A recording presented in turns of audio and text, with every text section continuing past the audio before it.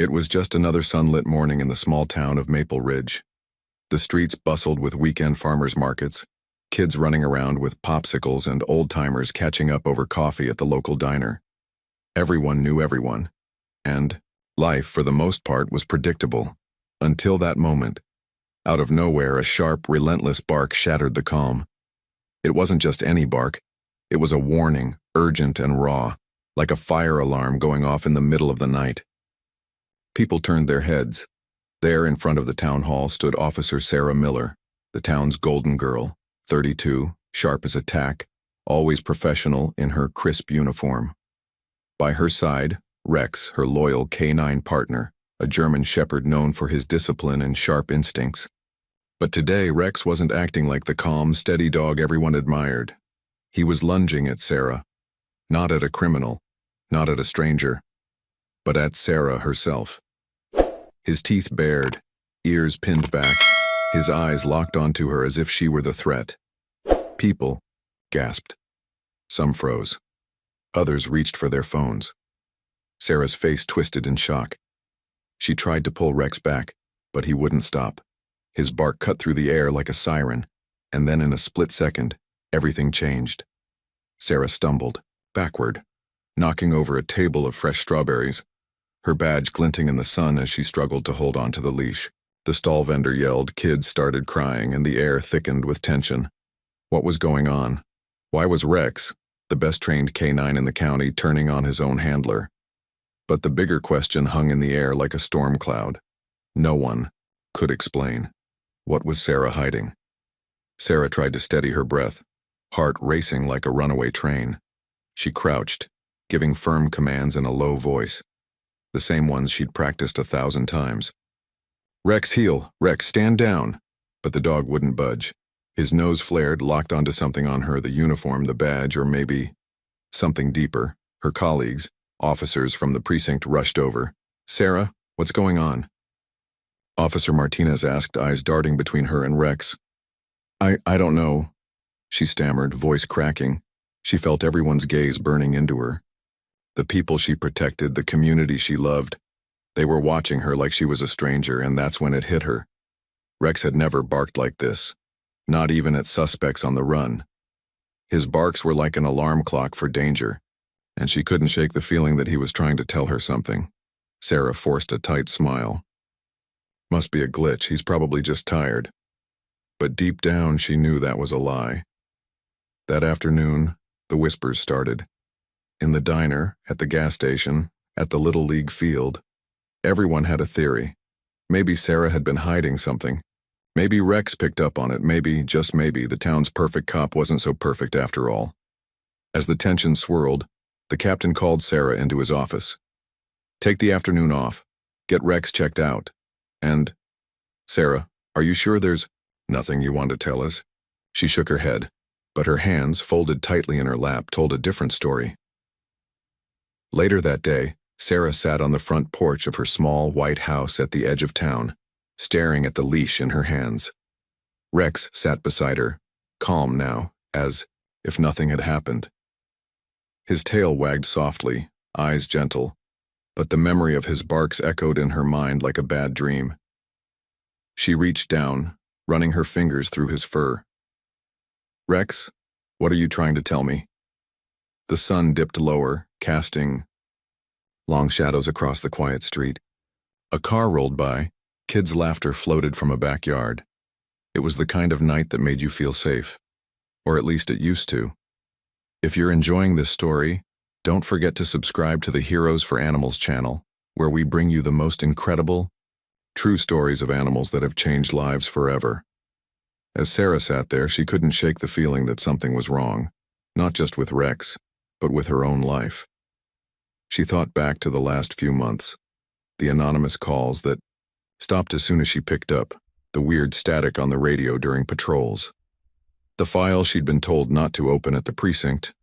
Her stomach tightened, and then, just as she was about to head inside, Rex's head snapped up, his ears pricked forward, eyes locked on the darkening street. A low growl rumbled in his chest. Sarah turned, following his gaze, and there, half hidden by a row of parked cars, a shadow moved. She froze. Was someone watching them? Rex's growl deepened. Sarah's breath caught in her throat as a cold shiver ran down her spine. To be continued. Sarah's heart hammered in her chest as she squinted into the dimming street. The shadow lingered, half obscured behind a parked pickup truck with a faded "Support Local Farmers" bumper sticker. Her mind raced. Was it just a neighbor taking a walk or something more sinister? Rex stayed rooted at her side, his body tense, a low growl vibrating from deep in his throat. His ears were pinned forward, eyes locked on the dark figure. Sarah's grip on the leash tightened until her knuckles turned white.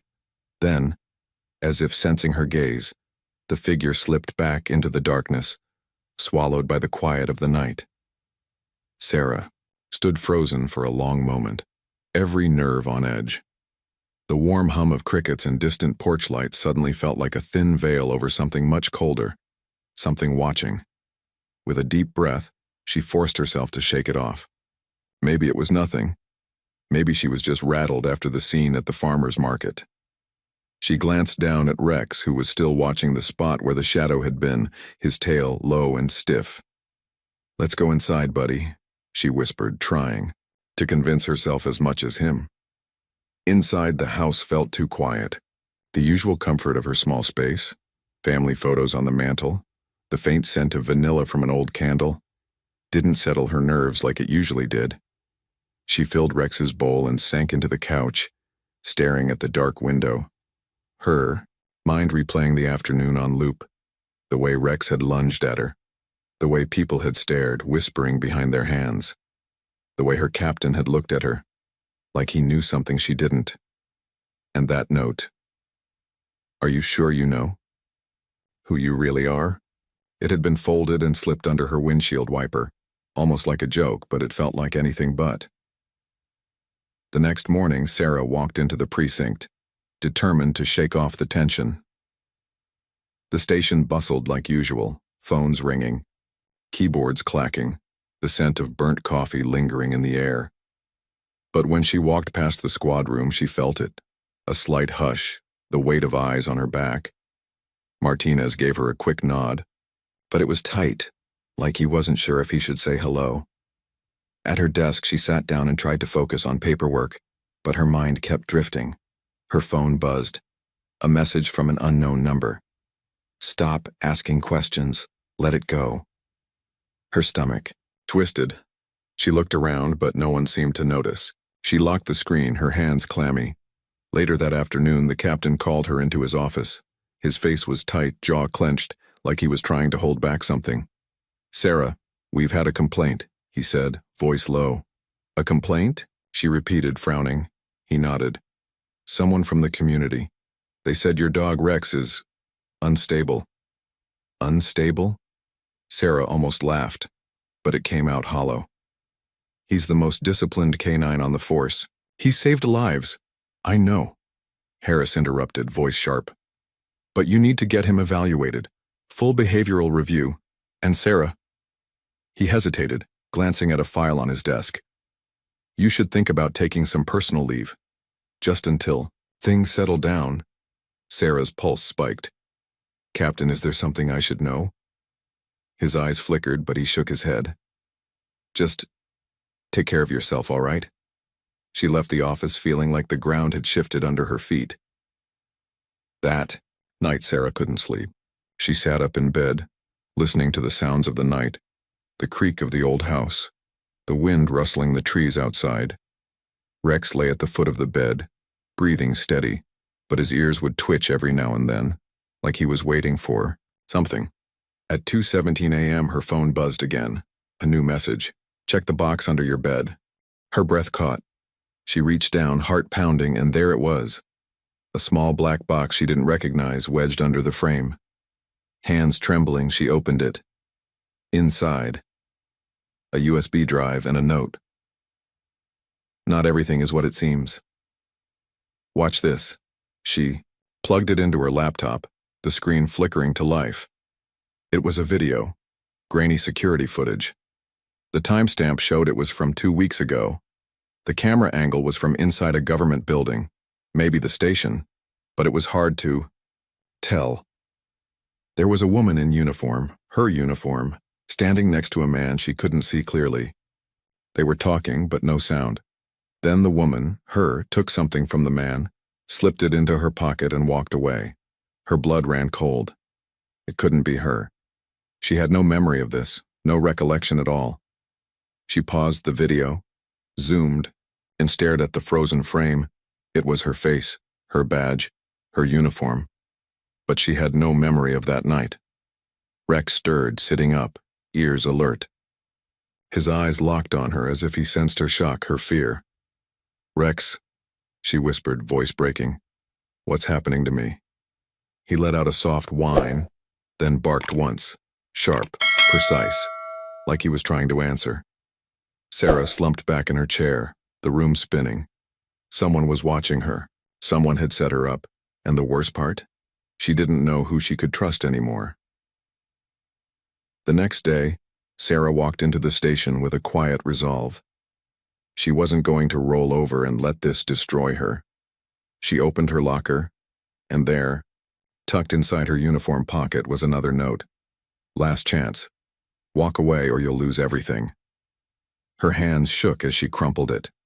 No, she wasn't walking away, not until she knew the truth. Sarah's hands trembled as she gripped the crumpled note. "Last chance, walk away or you'll lose everything." The words echoed in her mind like a threat whispered in a dark alley. She shoved the paper deep into her jacket pocket, heart hammering against her ribs. She glanced at the squad room. The usual hum of the station seemed muted, like a TV turned down too low. Her colleagues sat at their desks, eyes glued to their screens, but she could feel it.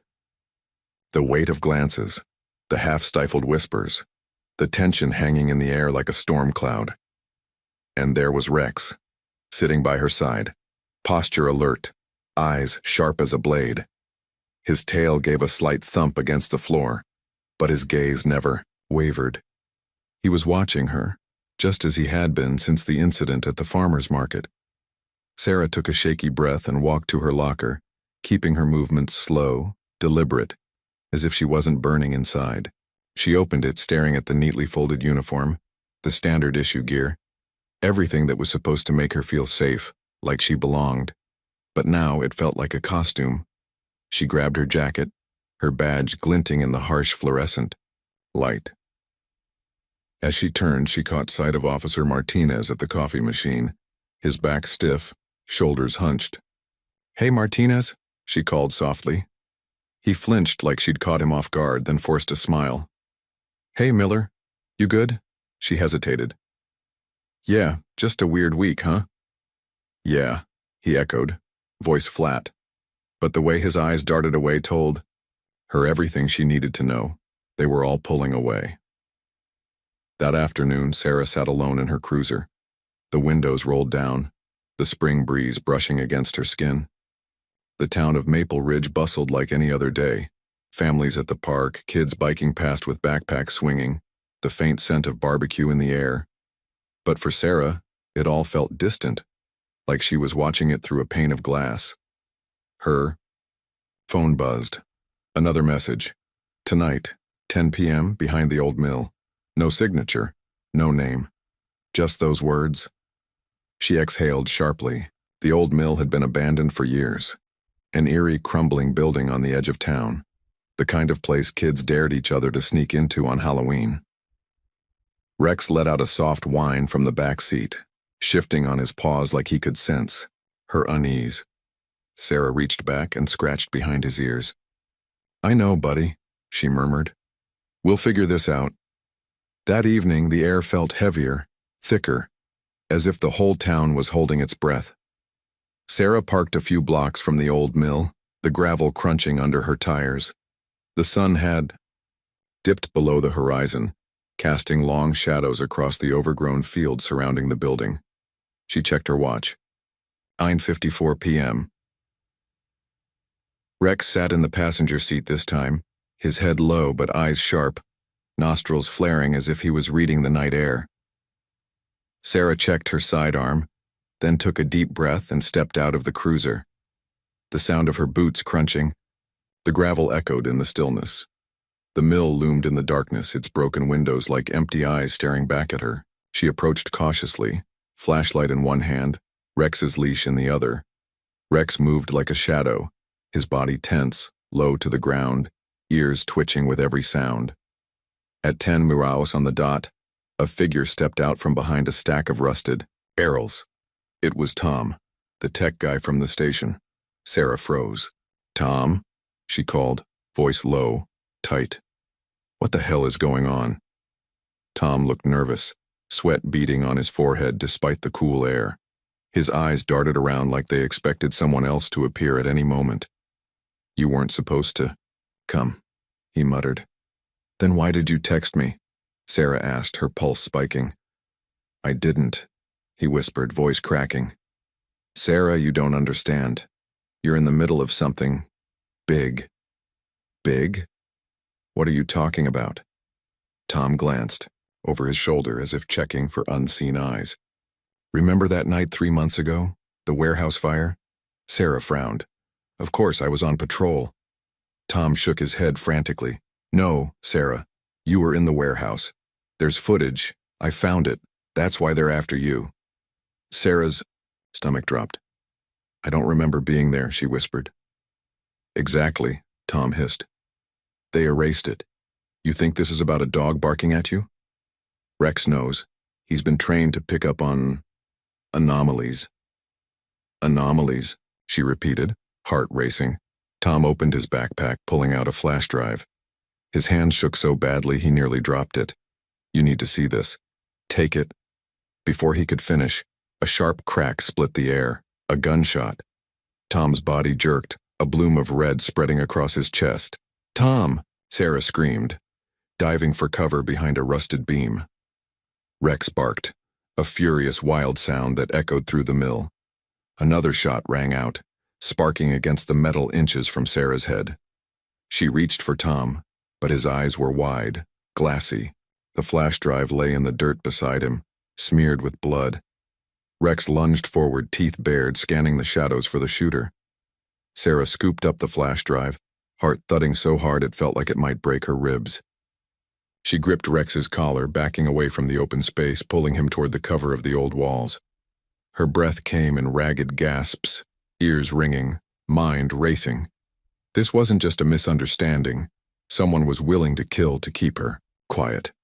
She looked at Rex, who stared back at her with that same fierce loyalty. "We have to go, boy. Now." They fled into the night, the mill shrinking behind them as sirens wailed in the distance. Sarah's world had just cracked wide open, and she knew this was only the beginning. Sarah didn't slow down until she and Rex were blocks away from the old mill.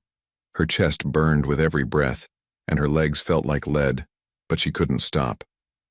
The weight of the flash drive in her pocket felt heavier than it should have, like it held more than just files, like it carried the weight of everything she thought she knew. Rex trotted at her side, his ears still pinned back, his eyes darting around as if he expected the shooter to come charging out from the shadows. Every little sound, a car door slamming, a dog barking in the distance, made Sarah flinch. She finally ducked into a small, all-night diner on the outskirts of town. The neon sign buzzed faintly overhead, casting a sickly blue glow over the parking lot. Inside, the place smelled like burnt coffee and fryer grease, with a jukebox humming an old country tune in the corner. A few truckers sat hunched over there, mugs, eyes half-lidded from long-haul fatigue.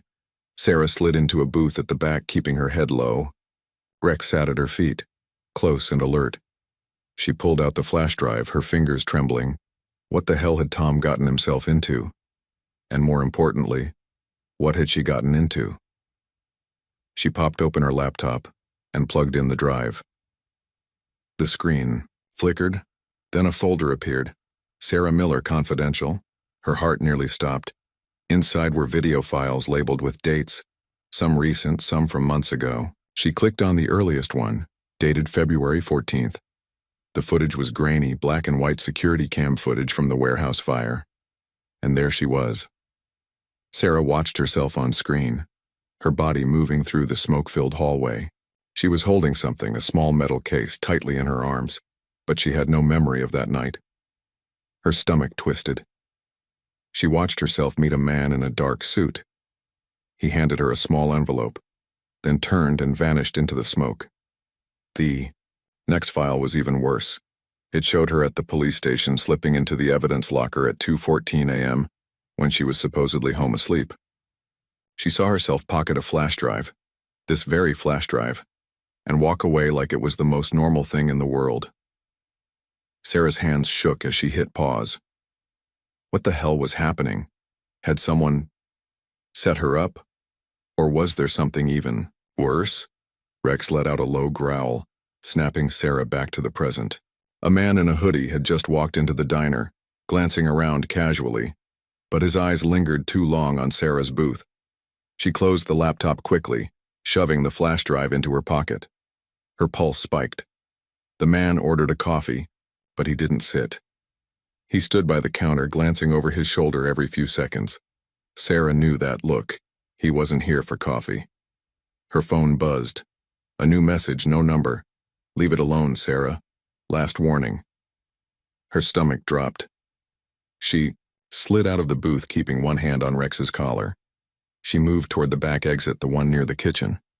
As she reached for the handle, she heard footsteps, fast, deliberate, coming up behind her. Rex barked sharply, turning just as the man lunged. Sarah spun, her training kicking in. She shoved the man's arm aside, grabbing his wrist in a tight grip, twisting hard. He grunted, but then, without warning, he jabbed a syringe toward her neck. Rex launched. The dog's teeth sank into the man's arm, sending him crashing into the condiment station. Sugar packets and napkins exploded into the air as the man screamed, the syringe skittering across the floor. Rex snarled, pinning him down. Sarah snatched the syringe, holding it up to the light. The liquid inside shimmered faintly under the diner's harsh lights. What was this? The man writhed under Rex's weight, eyes wide with panic. Who sent you? Sarah demanded, her voice low and fierce. The man shook his head, lips tight. You don't know who you're messing with. Rex barked again, sharp and threatening. Sarah leaned in, her breath steady despite the adrenaline roaring in her veins. Try me. But before the man could speak, he went limp, completely still. Rex backed off, growling low. Sarah checked for a pulse. Nothing. He was dead. The diner fell into a stunned silence. The cook peered over from the kitchen, eyes wide as saucers.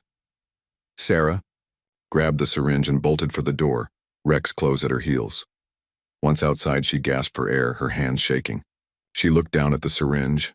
No label, no markings, just a clear liquid that shimmered faintly under the streetlights. Rex pressed close to her side, his body tense, muscles vibrating like a coiled spring. Come on, buddy, she whispered. We've got to get out of here. Back in her car, Sarah tried to make sense of it all. The flash drive, the videos, the men following her, the warning messages, and now, a man with a syringe. Dead without explanation. It was like she'd stumbled into a movie, but this wasn't fiction. Rex sat in the passenger seat, head resting on her knee. She ran her fingers through his fur, her mind racing. Rex, what do they want with me? He let out a soft whine, his eyes steady, as if he understood more than he could say. She thought about Tom, dead in the dirt behind the mill, the files, the missing memories. And one chilling realization crept into her mind. They weren't just trying to silence her. They were trying to erase her. Sarah knew she couldn't go to the precinct. Not now. She couldn't trust the captain, couldn't trust Martinez, maybe couldn't even trust her own memories. She had one ally, Rex, and maybe there was someone else. Her eyes narrowed as a name flickered in her mind. Someone she hadn't thought about in years. If anyone could help her piece this together, it was Eli Turner, an ex-cop turned private investigator, someone who knew the system and how to work around it. But finding him wouldn't be easy.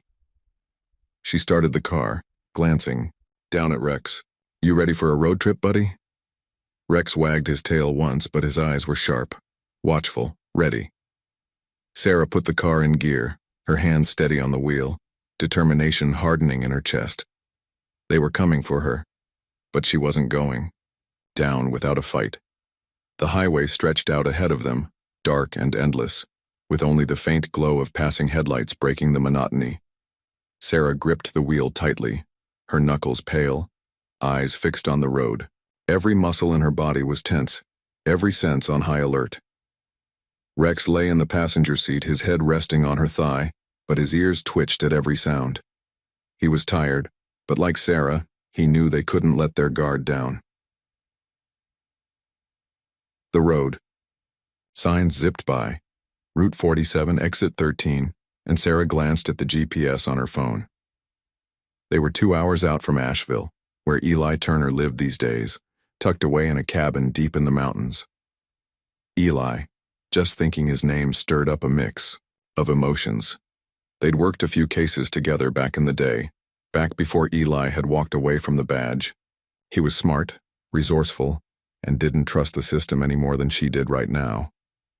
If anyone could help her unravel this mess, it was him. But would he even pick up her call? Her phone buzzed again. No number. Too late, Sarah. She gritted, her teeth shoving the phone into the console. Rex let out a low, uneasy growl, and Sarah reached over, scratching behind his ears. I know, boy, they're watching. The night seemed endless, the miles stretching on like a slow bleed. When they finally reached the outskirts of Asheville, it was just past 2 a.m.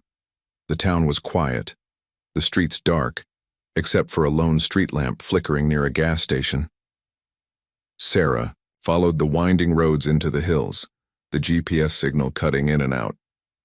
By the time she pulled up in front of Eli's cabin, the sky had started to lighten with the first hint of dawn. It was a small, weathered place, the kind of cabin that looked like it had stories hidden in its walls. A rusted truck sat in the driveway and a dog barked somewhere in the distance. Sarah stepped out cautiously, Rex at her side. She knocked on the door, heart pounding. No answer. She knocked again, louder this time. Finally, the door creaked open, and Eli appeared, silhouetted in the dim light. He looked older, rougher, his beard grayer, eyes more guarded, but the sharpness was still there, the cop instinct that never really left. Sarah Miller, he said, voice low, almost a growl. What the hell are you doing here at this hour? Sarah exhaled, feeling the weight of everything settle on her shoulders. I need your help, Eli. It's bad. Really bad. Eli glanced at Rex, who stood close, tail low but eyes sharp, then back to Sarah. Come in. Inside, the cabin smelled of old coffee and pine. A hunting rifle hung over the fireplace, and stacks of case files and newspapers covered the coffee table. It was exactly the kind of place someone like Eli would hole up in. Off the grid, quiet, forgotten. Sarah sat down, the exhaustion hitting her like a freight train. She pulled out the flash drive and placed it on the table. Eli raised an eyebrow. That looks like trouble. You have no idea. She explained everything, Rex's sudden behavior, the videos of her in places she couldn't remember, the attack at the diner, Tom's death, the syringe. Eli listened without interrupting, his face growing darker with each detail. When she finished, he leaned back, running a hand through his graying hair. Damn, Miller, this is deeper than I thought. Sarah nodded. I need to know what's on that drive. And I need to know why they're after me. Eli gave a short nod and plugged the drive into his laptop, the screen flickering to life. As the files loaded, Rex sat up, ears pricked, as if he could sense the tension in the room. The first file opened, a dossier labeled Project Sentinel, Phase 2. Sarah leaned in, her stomach twisting. It was a series of documents, government headers, redacted sections, clinical notes. The more they scrolled, the worse it got. Her name was there, Sarah Miller, listed as an unwitting asset. The phrase sent a chill down her spine. There were details of a program, one that used officers as test subjects in behavioral modification experiments, using subliminal messaging, chemical triggers, and implanted suggestions. It wasn't science fiction. It was real. Sarah stared at the screen, the words blurring together. They had used her. She was a lab rat, and Rex had been trained not just as a K9, but as a biological sensor, able to detect these chemical triggers in human handlers. That's why he had barked at her. He'd been trying to warn her. Eli let out a low whistle, shaking his head. This is big, Sarah. Bigger than you or me. This is Black Ops level stuff. Whoever's behind this, if they know you're digging, they'll come at you hard. Sarah felt like she couldn't breathe. What do I do? She whispered. Eli leaned forward, his eyes hard. You run, you hide, or you fight back. Rex let out a low growl, his body tense, as if ready to leap into action. Sarah clenched her fists, a fire sparking in her chest. No, I'm not running. Eli studied her for a long moment, then nodded once as if making a decision. All right then. Let's find out who's really pulling the strings.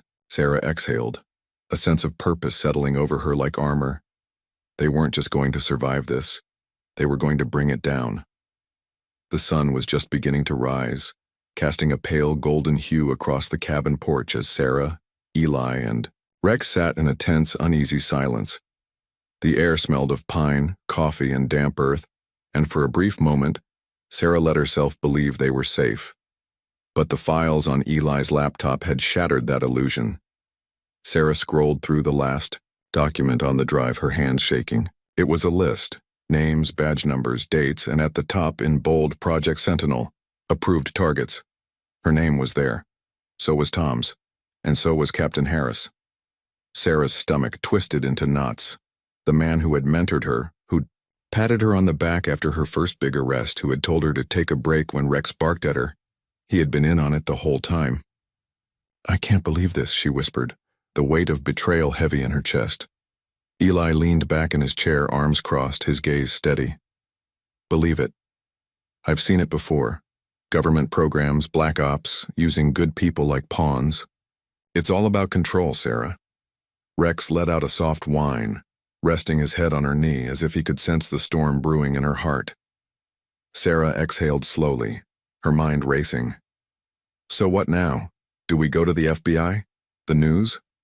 Eli shook his head. If we go public, we're dead before sunset.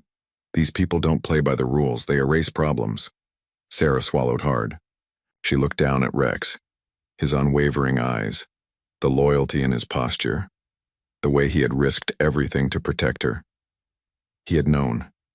He had been trying to tell her from the start. By late afternoon, they had a plan. Eli would start digging into Harris's connections, old contacts, backdoor channels, any leak he could find. Sarah would confront Harris directly. It was dangerous, but she had to look him in the eye. She had to see for herself. As the sun dipped low, Sarah pulled up to the station, her heart a hammer in her chest. She left Rex in the truck, knowing he'd bark if anything went south. The air felt thick, heavy, as if the walls of the building were holding secrets too big to contain. Inside, the precinct buzzed with normalcy. Phones ringing, radios crackling, the smell of coffee hanging in the air. But it all felt like a thin veneer over something rotten. Sarah walked straight to Harris's office. He looked up, surprised, but only for a second. Then his expression hardened. Sarah, he said smoothly, like nothing was wrong. What brings you in? She shut the door behind her. I know, she said, her voice low but steady. About the program, about me, about Tom. For a heartbeat, Harris didn't move. Then he let out a slow, humorless chuckle, leaning back in his chair. You were always sharp, Miller. I'll give you that. But you should have walked away. Sarah's jaw tightened. So it's true. You've been part of this the whole time. Harris's smile was cold. Part of it. I helped build it. You think this town runs on donuts and small-town charm? We keep it safe by making hard choices. And you, he pointed at her. You were supposed to be an asset, not a problem. Her hands clenched into fists. You used me. You used all of us. Harris's gaze darkened. It's bigger than you, Miller. Bigger than all of us. Walk away while you still can. A knock on the door interrupted them.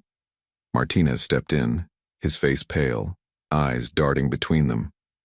He looked at Sarah, really looked, and something in his expression shifted. "You okay, Miller?" he asked, his voice almost a whisper. Sarah held his gaze. For the first time in weeks, she saw it. Doubt. "Martinez," she said quietly. "You need to hear something." She handed him the flash drive. He hesitated, then took it. Harris stood abruptly. "Martinez, don't..." But it was too late. Martinez plugged the drive into the computer. The screen filled with files, images, reports. His eyes widened. Harris lunged forward, but Sarah blocked him, her voice firm, rising above the chaos. "Everyone in this room, listen up. Harris has been running a covert program under our noses. Look at the evidence. We've been used." The room went still. Officers turned, eyes narrowing. Some stared at the files on the screen. Others stared at Harris, realization dawning on their faces. Harris's voice boomed, desperate now.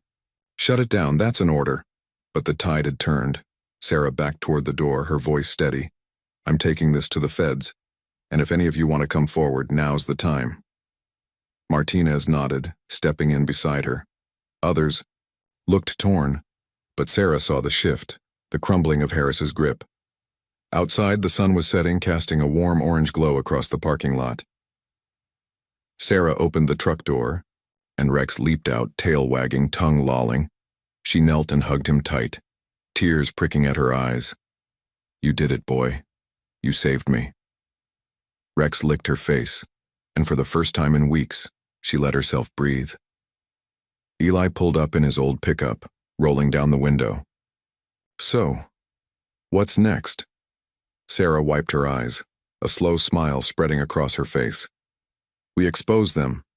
We take them down. And we make sure nobody ever goes through this again." Rex barked once, as if in agreement, his eyes sharp and ready. "Thank you for following this story. Your support means the world. If you were in Sarah's shoes, would you risk everything to uncover the truth, or would you walk away? Let us know in the comments below.